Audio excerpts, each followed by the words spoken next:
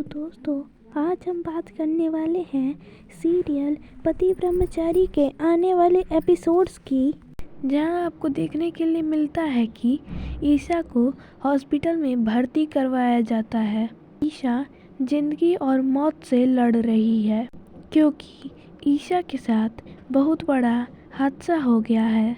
बंटी सूरज को बताता है कि ईशा भाभी घर पे नहीं है, तो सूरज ईशा को ढूंढने के लिए निकल जाता है।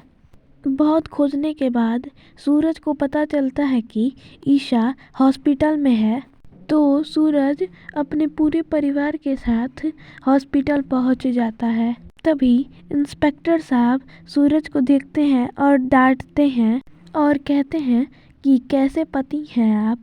आपकी पत्नी 24 घंटे से यहाँ लावारिस की तरह पड़ी हुई है और आपको कुछ खबर ही नहीं है।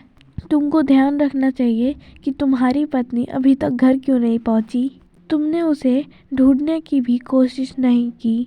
तभी डॉक्टर साहब आते हैं और सूरज पूछता है कि इस हॉस्पिटल में ईशा नाम की कोई पेशेंट एडमिट है।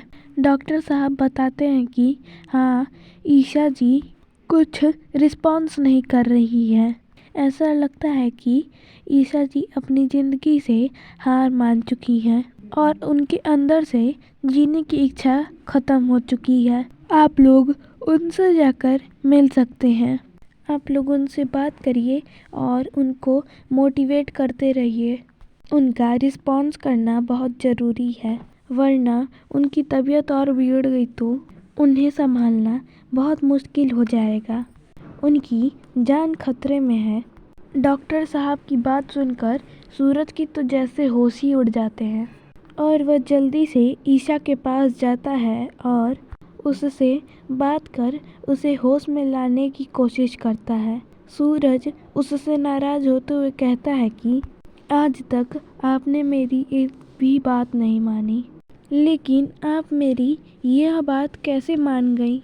अगर आप मेरी इतनी ही बात मानती हैं तो चलिए उठ जाइए और मुझसे झगड़ा कीजिए। मैं गुंडा हूँ ना, तो मुझे समझाइए। मैंने तो बस गुस्से में बोल दिया था जाइए मर जाइए, और आप मेरी बातों का इतना बुरा मान गई। सूरज की बात सुनकर भी ईशा को होश नहीं आता।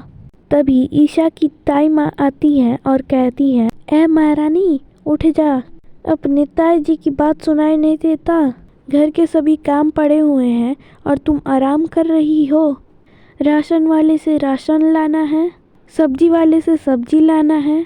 यह सब काम कौन करेगा? खाना कौन बनाएगा? सारे गंदे कपड़े पड़े हैं, कौन धोएगा? लेकिन ईशा को फिर भी होश नहीं आता। चाचा जी कहते हैं, ईशा बेटा उठ जा, मुझे भूख लगी है, मुझे खाना दे दो। सभी घर वाले अपने अपने तरीके से ईशा को होश में लाने की कोशिश करते हैं। पूरे परिवार वालों का रो रो कर बुरा हाल है, पर तब भी ईशा को होश नहीं आता। तभी डॉक्टर आते हैं और बताते हैं कि ऑक्सीजन सिलेंडर ख़त्म हो गया है। सूरज जाता है और सिलेंडर लेके आता है, उसे लगाया जाता है। डॉक्टर साहब सूरज को बताते हैं कि सिलेंडर लाने में थोड़ी देर हो गई है, हमें माफ़ कर दीजिए, शायद हम पेशेंट को अब बचा नहीं पाएंगे। हमने तो पूरी कोशिश कर ली है, अब भगवान का कोई चमत्कार ही इन्हें बचा पाएगा। सूरज ईशा के वार्ड में जाता है और ईशा से कहता है कि ईशा जी आप उठ जाइए, बस एक बार मेरी बात सुन लीजिए। आप चाहती थी ना कि मैं आईएएस बनूं, मैं आईईएस बनूंगा, गुंडागर्दी छोड़ दूंगा, अच्छे रास्ते पे चलूंगा। तभी ईशा को होश आ जाता है और वह धीमे आवाज़ में सूरज से कहती है कि सूरज तुम मुझसे प्रॉमिस करो, तुम आईएएस बनोगे। सूरज ईशा से कहता है, मैं प्रॉमिस करता हूँ कि मैं आईएएस बनूंगा और सारे गलत रास्ते छोड़ दूंगा।